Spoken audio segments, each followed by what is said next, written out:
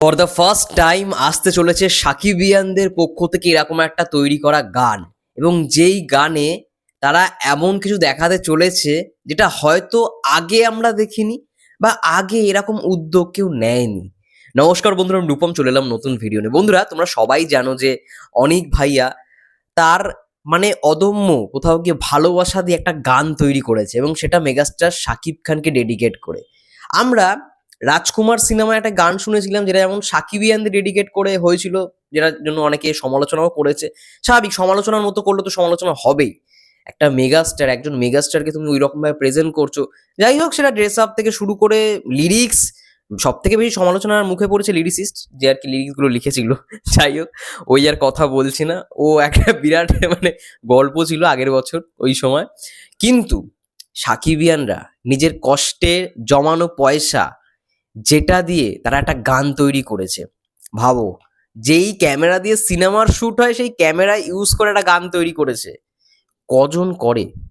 আজকের দিনে দেখতে গেলে সবাই মানে সোশ্যাল মিডিয়াতে স্টারেদের নিয়ে অনেক কথা বলে, সোশ্যাল মিডিয়াতে মানে হ্যাবক কিছু করে দেখায়, ঠিক আছে, আমি এই করছি, আমি ওই করছি, কিন্তু বাস্তবে সেটা কিন্তু কেউ করে না।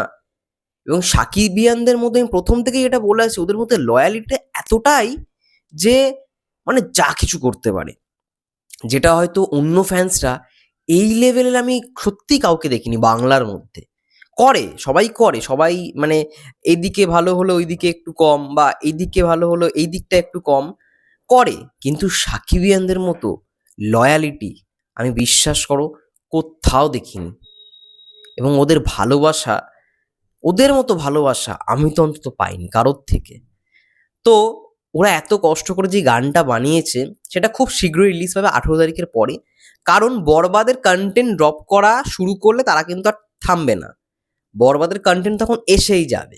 তো সেই জায়গায় তাদের প্ল্যান অনুযায়ী তারা 21 তারিখ বা 22 তারিখের মধ্যেই গানটা কিন্তু ছাড়ছে। এইটুখানি তোমাদের বলে রাখলাম।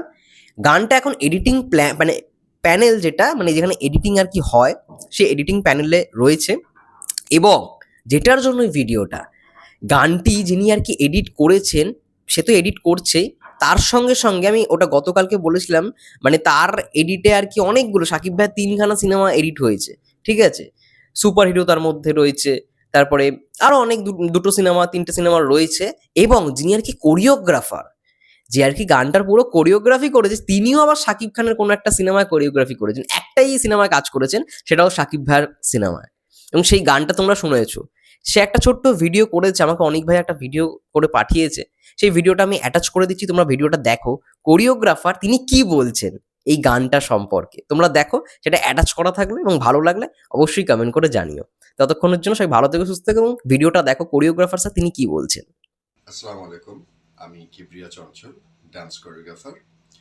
সো মজার একটা বিষয় হলো, আমি আমার লাইফের ফার্স্ট একটি ফিল্মে কোরিওগ্রাফি করেছি, এবং সেটার হিরো ছিল সাকিব খান। এবং আপনাদের খুবই পছন্দের গান সেটা, আমি তোমার মনের ভেতর একবার ঘুরে আসতে চাই, নিশ্চয়ই আপনারা শুনেছেন। তো ওই কোরিওগ্রাফির পর থেকে ফিল্মে আর কাজ করা হয় নাই। বাট সাকিব খান এত বড় একজন সুপারস্টার বাংলাদেশের, তার ভক্তরা এত চমৎকারভাবে একটি কাজ করতে যাচ্ছে, যেটা খুব শীঘ্রই আপনারা দেখতে পারবেন। তো কোনো না কোনোভাবে তারা আমাকে খুঁজে বের করে এই কাজের সাথে তাদের মানে আমার কোরিওগ্রাফিতে তারা এই কাজটা করতে চায় যখন আমি শুনেছি। সো আমি আর কোনোভাবেই না করতে পারি নাই, বিকজ এটা খুবই চমৎকার একটা কাজ হতে যাচ্ছে। এবং আমি জানি না অন্যান্য দেশের কোনো সুপারস্টার বা হিরোকে নিয়ে তার যারা ভক্ত, তার যারা ফলোয়ার, তারা এরকম কোনো কাজ করেছে কিনা সেটা আমি জানি না। সো বাংলাদেশ এটা প্রথম হতে যাচ্ছে। সো অনিক সহ বাকি সব সাকিবিয়ানদের জন্য আমার তরফ থেকে অনেক শুভকামনা, অনেক শুভেচ্ছা। আপনারা অবশ্যই এই গানটি দেখবেন এবং আপনারা সকল সাকিবিয়ানদের পাশে থাকবেন এবং তাকে সাপোর্ট করবেন। Thank you.